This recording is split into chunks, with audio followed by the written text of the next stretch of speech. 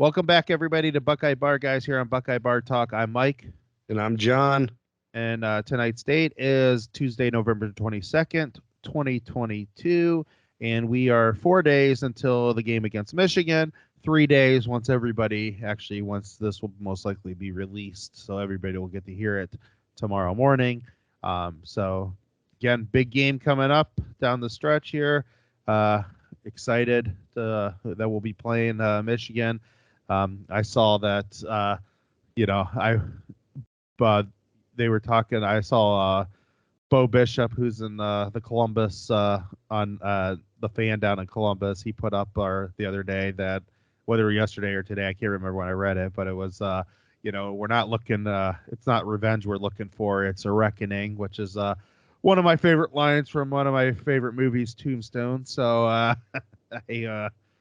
appreciate Doc Holiday, baby. Doc Holiday. I appreciated that one. So that's kind of been my motto now going forward. So tonight's show, like we said the other day, we're doing 3 this week. We did first one the other day to get through the Maryland stuff.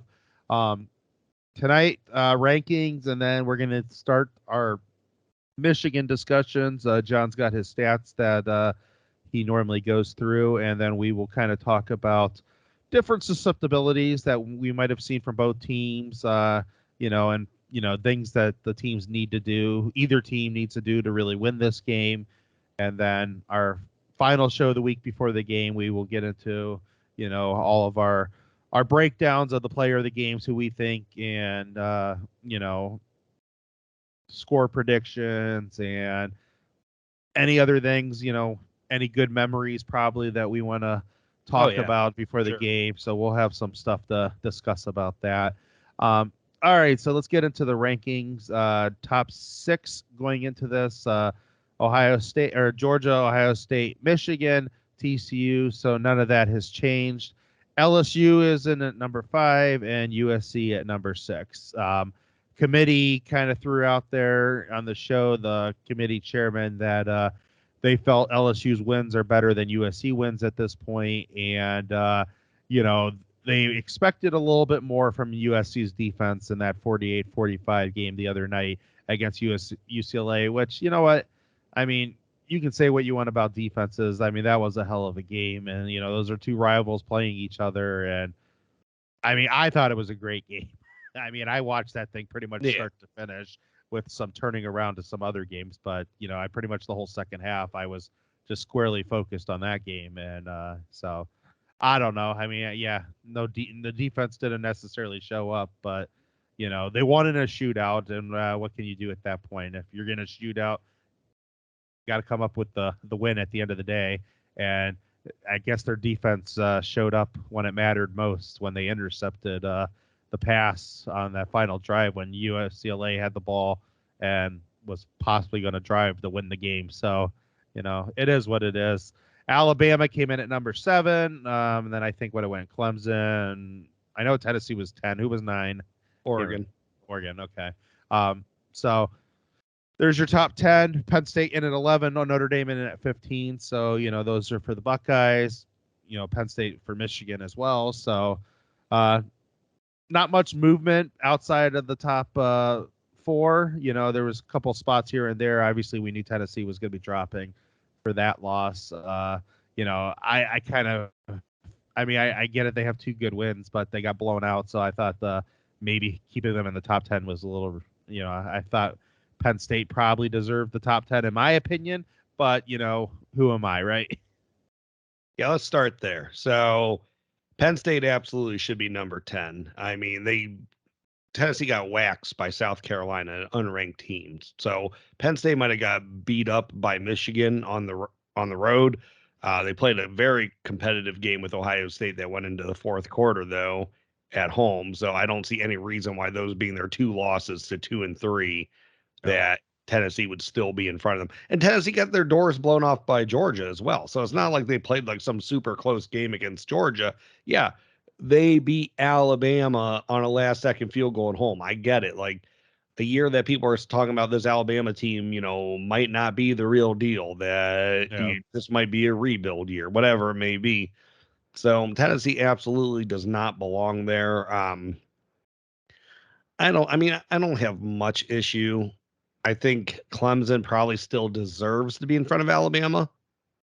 Maybe even LSU, if that sounds crazy. I don't know. I know LSU's, again, they beat Alabama, but they lost by 27 at home to Tennessee. So I don't think we can just excuse that and keep moving them up, because I don't think they're playing the fifth best football in the country. Like, who was it that they had a game with the other week? Arkansas?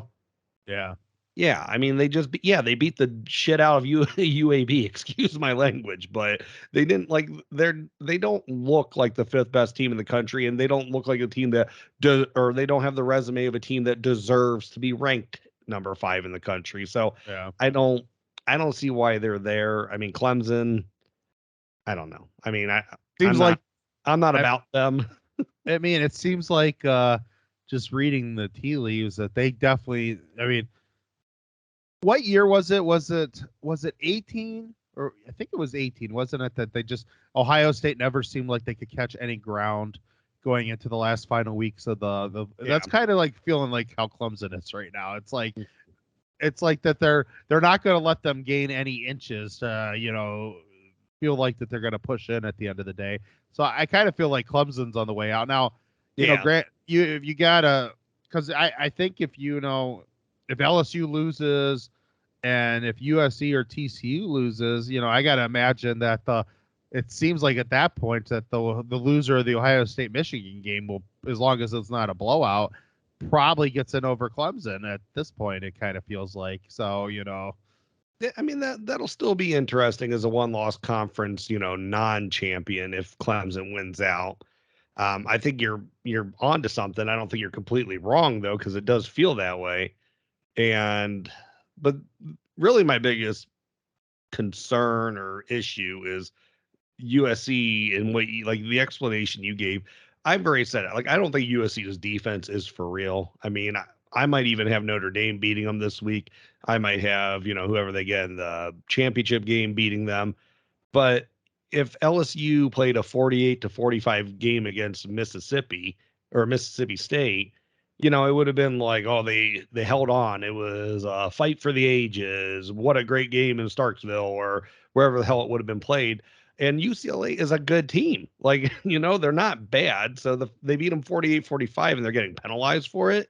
Yeah. Like, what are we doing? Like, they lost Well, one game on the road to a decent Utah team. yeah. By And I one mean, by one point. And you look at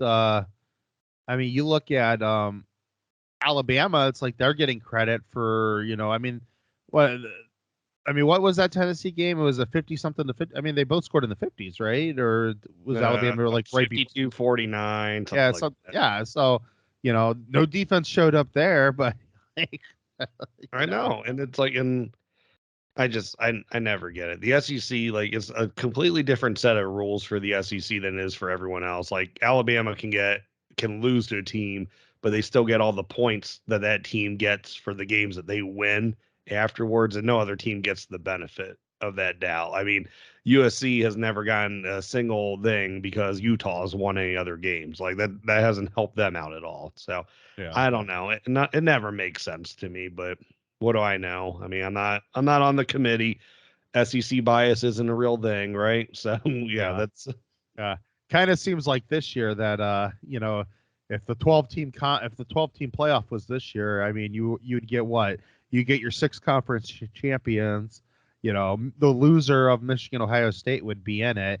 You're assuming, it seems like at that point then that's 7 teams. So and it seems like what are we going to get 5 SEC teams added to it? I mean, you would think that possibly if USC would lose to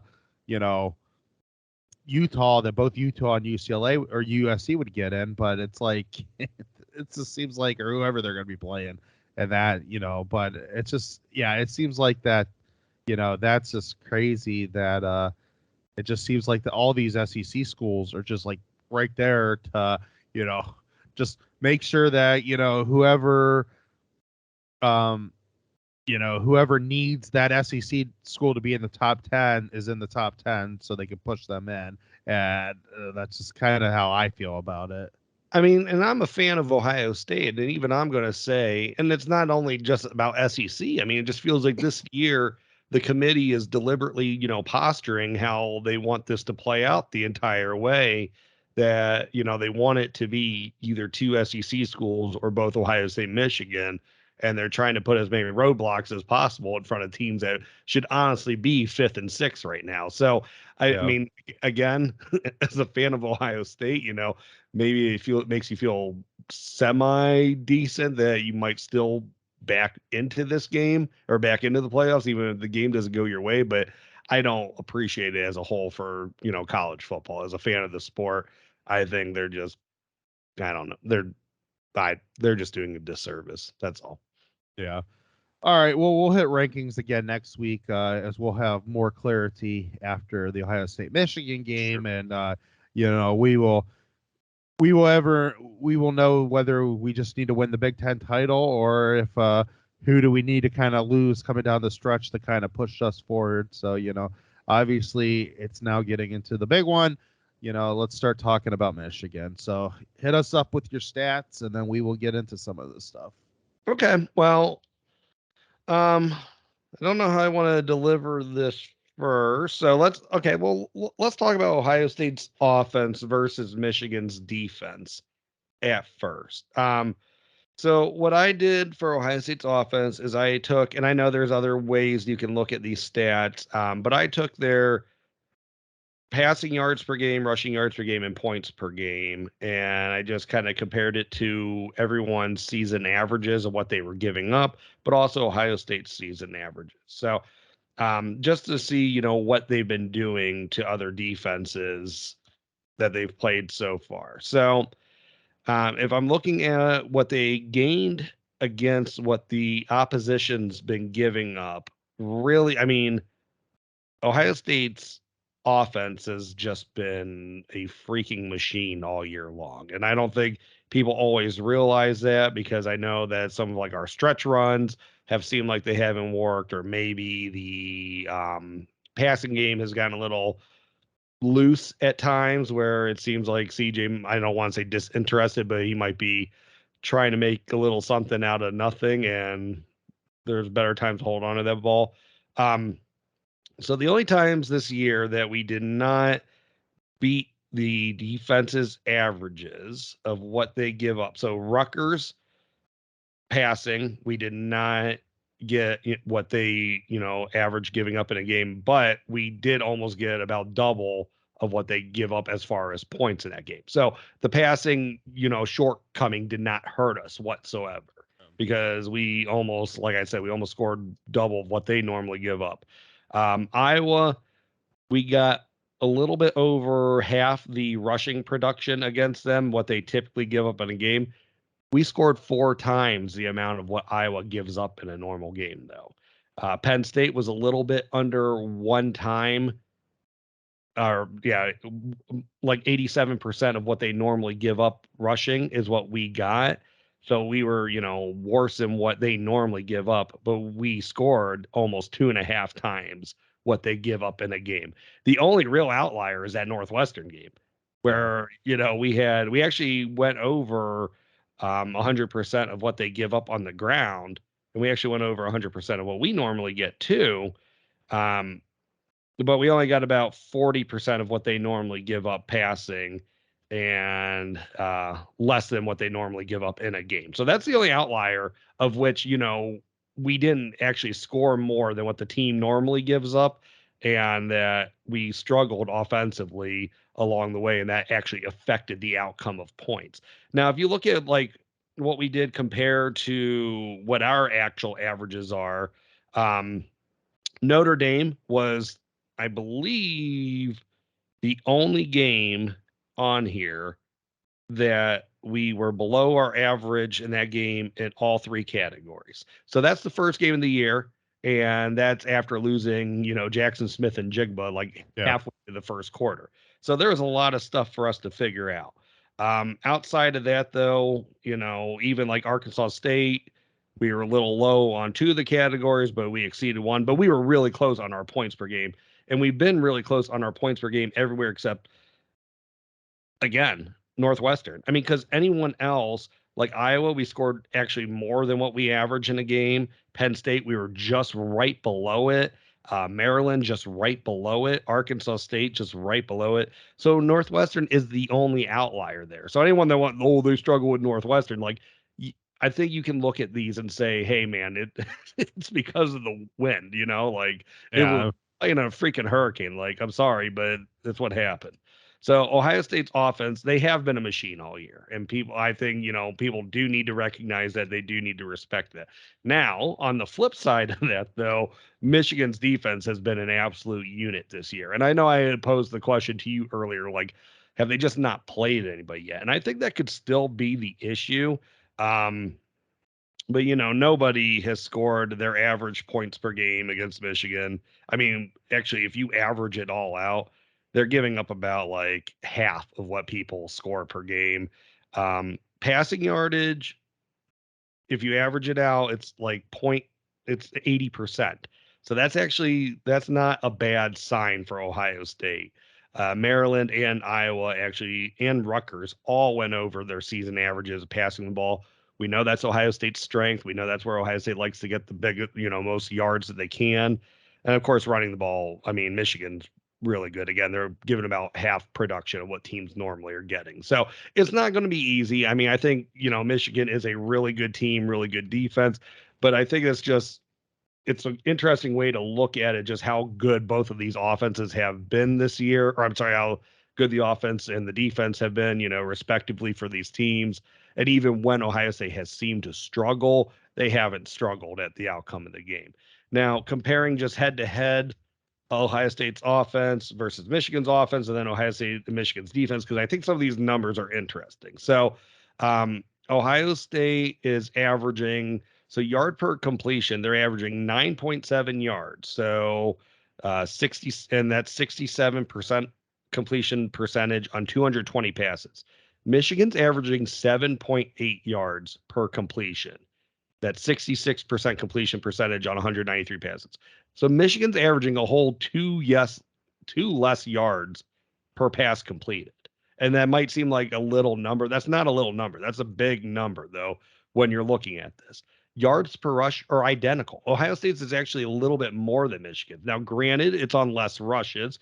Michigan has about 80 more rushes on the season, but they're both running at a 5.5 yard per carry clip. Ohio State's is, I think, a 5.53, and Michigan's is a 5.51. So it's really close. But Michigan does not have this decided edge rushing the ball that Ohio State does not. Yards per catch, Ohio State's receivers have more. Third down percentage, to get a first down on third down, Ohio State's at a 47.8%. Michigan's at a 46.9. And those numbers aren't a huge difference, but it's so close. And people think that Ohio State can't pick up short yardage first downs. Fourth down percentage, Michigan's a little bit higher. They're at 87.5. Ohio State's at a 75. Points per game, Ohio State's scoring about a touchdown more per game, 46.5, 39.4 for Michigan. Rushing yards per game, Ohio State is the 20th ranked team at 203 yards per game. Michigan's the 4th ranked team at 245 yards per game. Passing yards per game, Ohio State has 290. Michigan has 209. So again, big difference in the pass game. Red zone percentage. Ohio State actually scores more in the red zone, 96% with 43 touchdowns. Michigan's at 93% with 38 touchdowns. Now, pass efficiency. So these are just some advanced metrics that I don't have to go into too much of it, but Ohio State has 3,181 yards on 220 completions. They rank number 2 in the country for pass efficiency. That's a rating of 182. And then Michigan ranks number 30. So again, huge difference in the pass game, where they have 2,297 yards on 193 completions, and that's 147.7 rating. So again, it's just like the rushing game is so much closer than what the passing game is. Rushing touchdowns, Ohio State has 29, Michigan has 32. So they only have 3 more rushing touchdowns on the year than what Ohio State does. Run a hell of a lot more. and they really are just moving the ball just as well as Ohio State is running the ball. Passing touchdowns. Ohio State has 36. Michigan has 16. So 3 more rushing touchdowns for Michigan, 20 more passing touchdowns for Ohio State. So I thought that was interesting because I think that just shows the numbers are in Ohio State's favor when it comes to, who can move the ball defensively. So again, this is Michigan's strength. So let's take a look at that. Total defense. So this one, Michigan's the number 2 total defense in the country. They're giving up 4.1 yard per play. Ohio State's only 9th, 4.54. So they're not a liability giving up yards whatsoever. Yards per rush. Ohio State gives up 3.08, 3.1. They're 15th ranked in the country. Michigan gives up 2.79 yards. They're second ranked. Point per game. Ohio State gives up 16.91. Michigan gives up 11.73. So they're second again in the country. Pass efficiency, Ohio State's 28th. We've noticed that could be a weakness at different times. Michigan's second. Turnovers. Ohio State has 17 to Michigan's 11. Third down defense. Ohio State's a better third down defense. Barely. It's 29% that teams convert on Ohio State on third down. Michigan is 30. So I guess you could really say they're about the same. Yeah. Fourth down defense, exactly the same, 30% to 30%. Sacks, Ohio State has 31. Michigan has 31. Red zone defense, Ohio State gives up 91% of the time teams get in the red zone. Ohio State does give up scores. 22 trips, 13 touchdowns. So even over half the time they've actually given up touchdowns, whereas Michigan gives up 79% of the time they give up points. They've given up 9 touchdowns and 19 trips. So they're under half of giving up touchdowns. So that's a big number right there. Tackles for loss. Ohio State is 77 tackles for loss. Michigan has 60. And then a pressure rating from Pro Football Focus Plus. Ohio State has a 90.3. Michigan has an 81.3. So Ohio State, I think they're busier getting behind the line of scrimmage and creating pressures. So I just thought it was interesting because I think, there's all these numbers out there of how excellent Michigan's defense is and Ohio State's only an offense. And I do think maybe they're both more complete than what people realize, but I think Ohio State's a lot more closer to being complete on both sides of the ball than Michigan is being a complete offensive team. And I think that's important to look at because I think that means it's easier for one of us to make the other one dimensional. Yeah, no, I agree. That's what I got right now as far as those stats. So hopefully that was easy enough to hang or follow along with. Definitely a lot of, there's definitely the numbers, at least the numbers show that it's, it's much more even in a lot of spots than I think some people think of. And, Ohio State is a more prolific passing team. And, and they might be second in the country in pass efficiency, but, I'm just not really settled yet. Who they've played. They have not played a team that pushes the ball like Ohio State. Maryland was the one, and Maryland, they got over what their normal average was. So they were not a very, good passing defense against Maryland. Yeah. And you could argue if Illinois was a better passing team that, Michigan would have been in a lot more trouble this weekend than a lot of people possibly think they would have been. And, And Penn State, I would have to say that, Penn State threw the ball much better against us than they did against them. But it was like Penn State, and that's not saying that we were bad defensively against Penn State. I just think Penn State, for whatever reason, they had a much better game plan going into that game. Michigan was shutting. That first half was weird. It was like Michigan was dominating them so much, but it just wasn't reflecting on the scoreboard. And then it finally reflected it on the scoreboard in the second half. And, Penn State, it was like they got so demoralized that, Michigan was just running the ball all over them. It seemed like it just translated right to their offense too. And they weren't really even trying to throw the ball down the field against Michigan as much as they were trying to throw it down the field against us. So that was just a couple of points I thought. If you think about possible, weaknesses that, different things can exploit, I think, Ohio State, I think both have possible weaknesses against other teams passing, but I don't know which one that really hurts more because I think we're a much more prolific passing team than, Michigan is. And, so I would think that even though we've given up some yards down the field and there were some concerns last week against Maryland and some concerns at different times against Penn State that, that we are so much better throwing the ball than they are, that it seems like, because they have some issues, in my opinion, too, shutting down the pass. And I just think that, we can take a much more better advantage of it than they can. But, they throw the ball to the tight ends and stuff like that. And, the middle of the field passing game, even though I think we were much more improved this year, it's still, there's still some lingering things in there that, Michigan's probably, they're more built to do some of that stuff. But even though I don't think their linebackers can cover it all, I actually think our linebackers probably cover a little bit better. So. And we've gotten Stover, and a lot of it probably is because Jackson Smith's been hurt, but Stover's been so much more into the game plan this year than we've had tight ends and previous. So maybe their tight end advantage against linebackers is negated a little bit because, we can do a lot of the same stuff. Yeah. I agree with that. I think, that might be a weakness for both teams is the pass to the middle of the field to a tight end or where a linebacker has to be in coverage. What I've seen from Ohio State that is concerning, one, of course, the 50-50 balls, but Michigan hasn't connected on those, so I don't know how scared I am of that. I mean, I think J.J. McCarthy does have an arm. I think their receivers do have talent, but I don't know. I mean, that's where our issue has been is when the ball's been thrown up and our cornerback's been right there, and Michigan hasn't caught those balls. As far as, but another one against Ohio State, though, has also been when the passes have been extended and someone, either tight end or receiver, gets to sit down in a zone because the quarterback is extending the plays with his feet. I mean, I do see J.J. McCarthy being able to do that. I'm just not – I don't know if I'm confident with him throwing back against his body. Well, they said like he's with like Talia or even Sean Clifford. Like, I think he has the arm, but I think he's had some accuracy issues. And I don't know, making him make those throws constantly if it's something that he can hit as much as those other guys did. Yeah.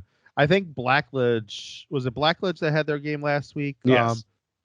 He was pointing it out that, I mean, McCarthy is he's much better when he's forced to go to his right than he is when he has to go to his left. And he has a lot of problems going to his left. So, I mean, I think that's definitely, obviously, I'm sure Knowles has seen that, that it's been brought up by Blackledge. I'm sure Knowles has seen it. The other defensive coaches have seen it.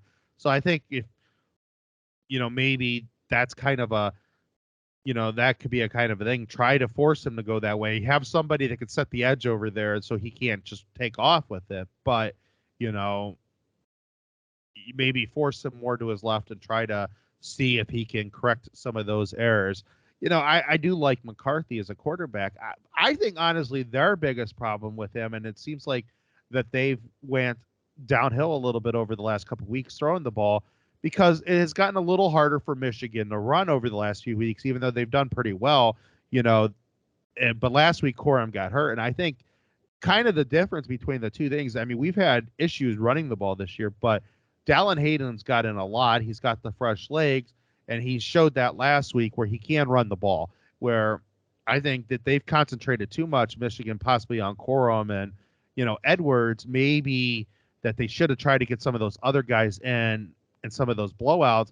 And maybe they should have let McCarthy throw it around a little bit more, just because, it was like kind of Michigan is in their comfort zone. It's like, well, we don't have to throw it if we don't have to throw it. Well, there could be a point in the season where you have to throw it. Now, Ohio State has to force them to get into that part of the season. Like, we can't have another game like what we did last year. But if Ohio State, from what I've seen last week specifically, if Ohio State can get, them behind their numbers a little bit,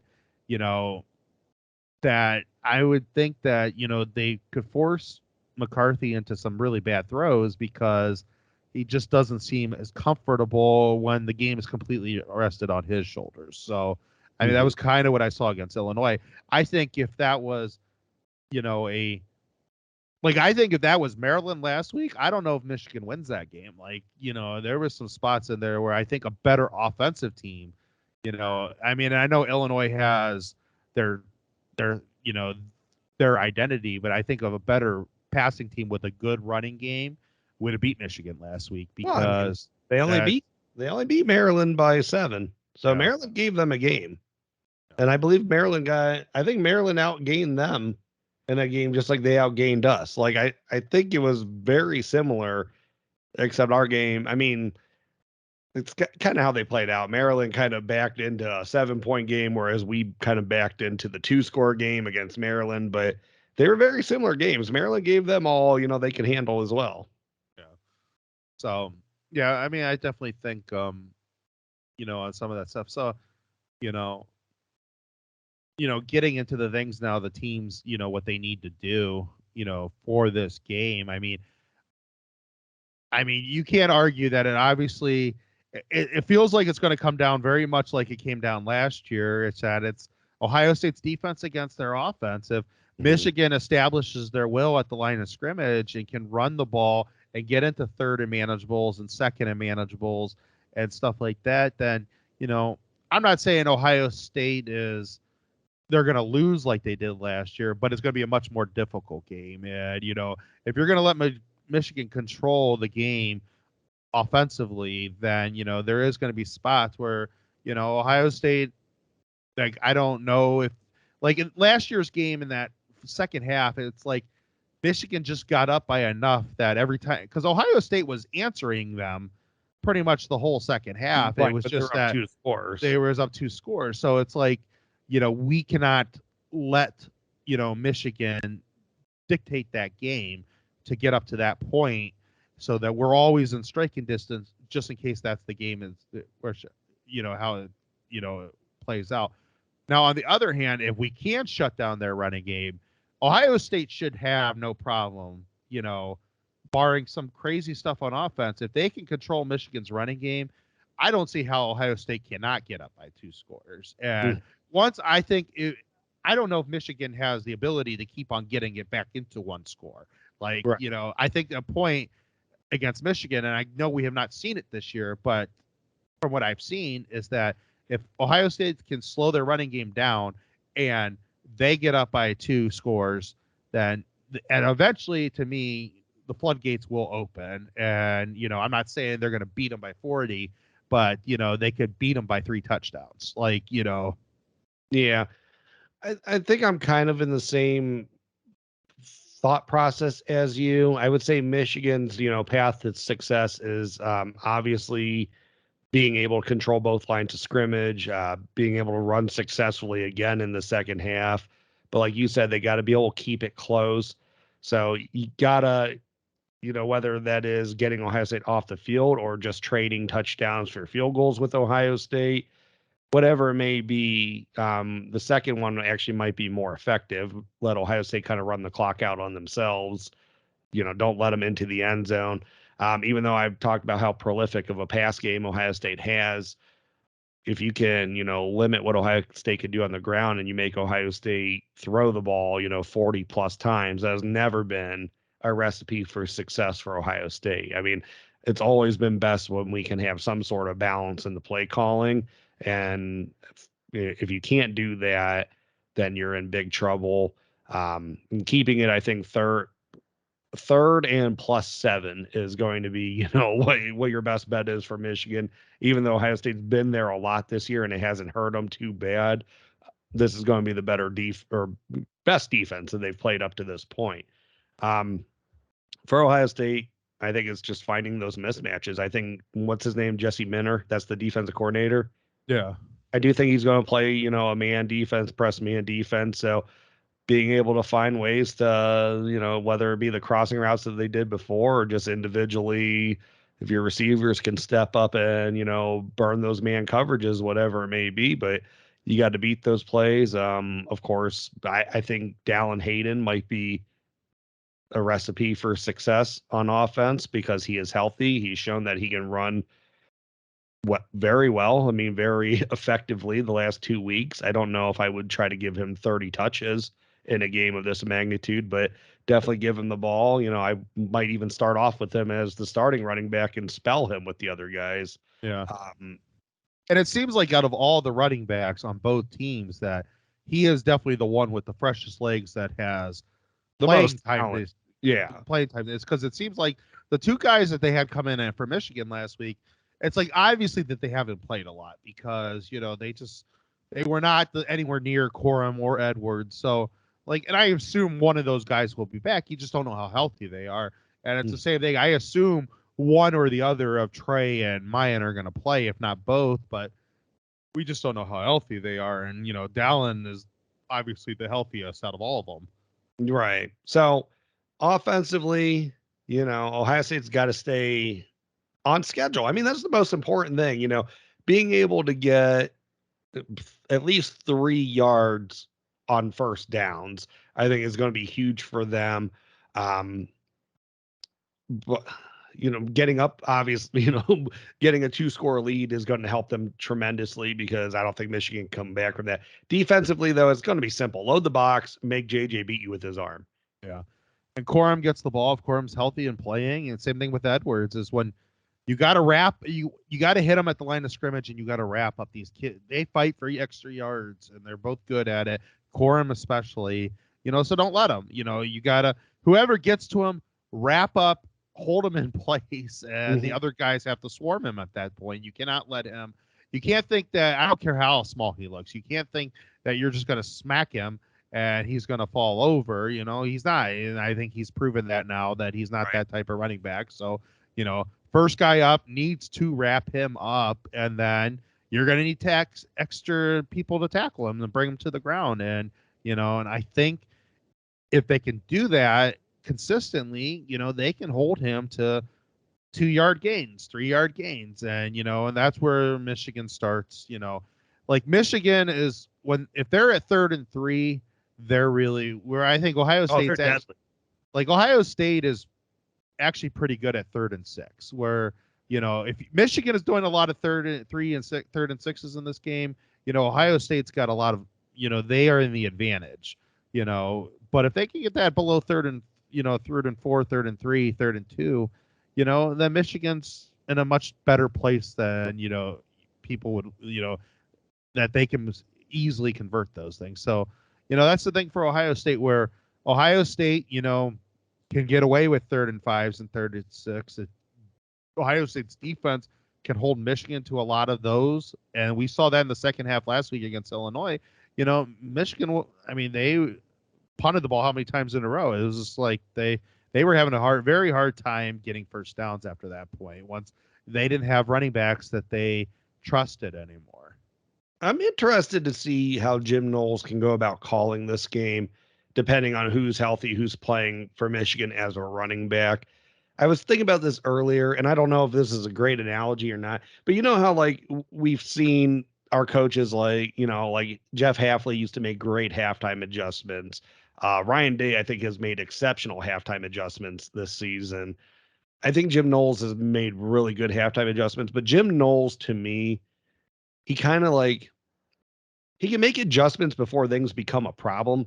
He can see what a team's tendencies are doing, and he knows hey, eventually that's going to hit. Like Iowa, we saw 3 linebackers earlier than maybe we even needed to see them, but he was like, hey, you know what, that possibly could hit. So let's just get this out there, to be able to stop it. But it's also and I was thinking about a boxer, that he's a great cut man, a little bit of damage is getting inflicted, and he's just he starts working on the cut, and he's like, you get the plan so it doesn't get any worse, and then eventually that cut's gonna heal up, and it shouldn't be an issue later on in the game, later on in the fight, as long as it's been taken care of. And I feel like Jim Knowles is kind of like that he can get that cut tended to really quickly, give you, a plan can be laid out in front of you to get you to halftime, to where that second half that he can make that full adjustment, and you're never even going to notice that cut. It's not going to hurt you. Yeah. So if Michigan fans and the Michigan football team, if they are expecting Kerry Combs again, and not to go after Coach Combs whatsoever, but if they're expecting a undisciplined defense that didn't know where they were supposed to line up and never got right throughout the game, I think they are going to be very disappointed and a lot more anxious by the end of this game than what they were feeling last year in the fourth quarter. Yeah. Where that could be neutralized and where I think it's interesting, because I think we can see a lot of like 3 linebackers or big, a big safety in the box in this game. Donovan Edwards is an exceptional pass catcher out of the backfield. Yeah. And I don't know if a third linebacker can stay with him. That you might have to stay with that third safety that's in the box, but I don't know if you can give up, let's say, the size of like a Proctor for a Cam Martinez or for, a Tanner McAllister, because you might need that bigger body that can go down there. Like, I don't think Sonny Styles is getting the play in this game, at least not, the lion's share of the snaps, but you need that bigger dude that can, bang with those dudes at the line of scrimmage. Also, if you really think about the difference, is that last year, I mean, they only played with 6 guys in the box last year. They played with their 4 down linemen and their 2 linebackers. Mm-hmm. Hardly ever was one of those nickel players up. They were playing with basically 2 corners, a nickel, and 2 safeties. This year it's different. And you know what I actually think we'll see a lot of, and whether it's, you will not play anything less than 7 men in the box. Right. So there is going to be somebody up there. One of those safety 8. Yeah, and you could probably see 9, but the difference with Knowles and last year is, I think we'll see a lot of 8 and 9 guys in the box, but not all of them are going to stay in the box. And right. I think that's the things that they're going to try to throw at Michigan's offense this year is like, who's dropping out and who's staying in? Are they blitzing? Are they not blitzing? I think he's going to show a lot of different looks, a lot of run blitzes where they're going to attack these gaps, but you're just not going to know where necessarily the gaps are. So, in both Corum and Edwards, they have some good vision, but that's going to be stuff that they probably haven't seen all year. And I think Ohio State's going to do a lot of that. We're going to see a lot of 8, 9 guys in the box, but somebody, 1 or 2 of those guys are going to drop out, and somebody's going to, stay up there. I mean, we could even see where, there's 8 guys in the box and 1 back, a safety back, but one of the 8 guy drops back and the 8 and the guy that's back comes up. Like, you can see a lot of different things that I think Knowles is going to do, because we'll see if McCarthy can see it. We're going to see if the running backs can see it. We're going to see if the offensive line can see it. It's going to be like, and I just think he's going to throw a lot of different things from a lot of different angles to really, really confuse them. And, that is something they didn't have to see last year. And so that's something where it's going to be a lot different for them. Word on the street is Michigan cannot run block, or they cannot block a bare front. So we'll see if that's a thing or not. Did you, before we start finishing up, I mean, because I think we went over, where we think each team can be successful. I don't know if we focused a lot on Michigan or not. I mean, I think if they extend plays, that they have a good shot. If Michigan has what they did last year, they'll win. They're gonna have a good chance to win. I think Ohio State is still a better team than they were last year. So I think even if Michigan is pushing Ohio State a little bit around at different spots of the game, I don't necessarily think that that's a guaranteed win for Michigan, because I don't know if Michigan can get up to the 2 scores that they had last year at Vantage. I think the game's going to be a lot tighter where, even Ohio State, if they still get the ball at the last play, the last one to get the ball, they could go down and win the game. Where I'm a lot more confident this year is if Michigan does build a 2-score lead, I think Knowles can get a turnover. I think he can make them punt, where we didn't do that at all last year in the second quarter or second half. So we didn't pressure them on that type of. Right. So I'd still have faith that we can get them to give us the ball back. Something else that's not a scoring drive. Before we finish up, though, did you see Sam Webb, what he said today about Illinois, how they had success against Michigan last week, but Ohio State won't because Ohio State doesn't have the personnel of Illinois. They don't have the toughness or the coaching of Illinois. Yeah. And I about fell out of my work chair, Mike. Yeah, I know. I was laughing. The personnel of Illinois. Yeah, I was laughing really hard about that too. I don't know if you saw it. I think it was yesterday. One of their other guys that I think was that Steve Lorenz or whatever. whatever. I think it was him. Whatever podcast he was on. I guess he made a comment that he doesn't think Michigan has a chance of winning the game. That it'll be like 31-21, just because they were too one-dimensional against Illinois, and Ohio State's a lot better of a team. So it's funny because that's like both, like one of them was like super pessimistic coming out of the Illinois game, and the other one was like super confident. And I think after last year's game, it's kind of, I'm not saying this is back to where it's throw out the records times, but I mean, and they're both undefeated. I mean, it feels like big 2, little 8, even though it's a lot more than little 8 now, but it's it just seems like they were on a collision course all year and they got there. So, I expect this, like I said, I think if Ohio State can get to a 2-point lead, a 2-score lead, then Ohio State is very much in the advantage, and they're going to cruise in a very conservative way to victory. I don't think it's going to be like necessarily 2018, 2019, but I could see Ohio State winning by 17 to 20 points, 21 points if they get to the 2-score lead. If they don't get to the 2-score lead and it's like a real dogfight, that it could be, Moody's a good kicker. It could be whoever gets the ball last wins the game. I don't see it getting into, if Ohio State's passing game is on and Michigan's running game is not on, I don't see this being a shootout per se, where it could be a very close game, as if it's a much more defensive game than a lot of people possibly is expecting, or if they are kind of both scoring at will, just maybe us on the passing side, Michigan on the running side. That could be, not necessarily a dogfight or a shootout, but maybe, you could kind of get into a 31-24 type game and something like that. So, there's a lot of different possibilities that it could go.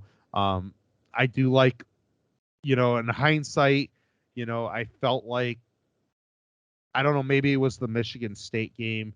I felt a lot better going into that game last year that that we were going to just cruise to victory. It could have been the bias of all the years we've been beating them up. Right. But, or just beating the crap out of someone that beat them earlier in the season. Yeah. And so it was just like, at the end of the day, I know our defense isn't great, but, Michigan can't really do a lot. They just run the ball. So, yeah, our defense is not that great, but how hard is it going to be just to throw 8 guys to the box? I guess I was never expecting that they would never try to go to 8 guys.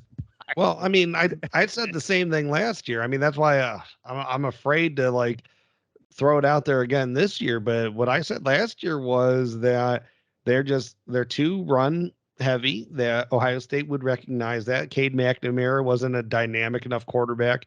They needed to try to make him beat them, and Ohio State ultimately was going to shut down the run, and Cade McNamara couldn't beat them. And Ohio State, I don't even think, forced a third down the entire second half. Like, I mean, they were running at like 9 yards a clip or something. I mean, it was crazy, maybe 8 yards, but they just ran all over Ohio State's defense in that second half. Like, if Michigan would have ended up beating us by the same score, and if it was all McNamara, because, we put 8-9 guys in the box and we didn't let them run the ball on us at all. Yeah. I would learn to live with it. Like, And it's just like they didn't do anything. And I know they weren't, we had linebackers, but none of them were healthy last year. But man, like, you didn't even need, the right type of linebackers out there. You could have had 3 middle linebackers playing out there. It wouldn't have made a difference. They were just running right at you. But yeah, that was a tough one. So I don't know if I'll be so bold to say that Michigan doesn't have the offense to beat Ohio State this time around. We got a couple days though to think about that before we make our predictions. Okay. I feel good to get out of here. Do you have anything else you want to talk about before we wrap this one up? Nope. Just before we sign off, just want to wish everybody a happy Thanksgiving. As looking forward to getting together with the family and enjoying a nice big meal. So hopefully everybody else gets to enjoy time off and stuff with their loved ones. And best of luck to first responders and stuff that don't get Thanksgiving off, and to all the Black Friday retail workers that get to deal with that craziness on Fridays. So, happy Thanksgiving to everybody, and we can get on out of here. All right. Well, thank you everyone for stopping in tonight to the Buckeye Bar. I'm John. And I'm Mike. OH. IO.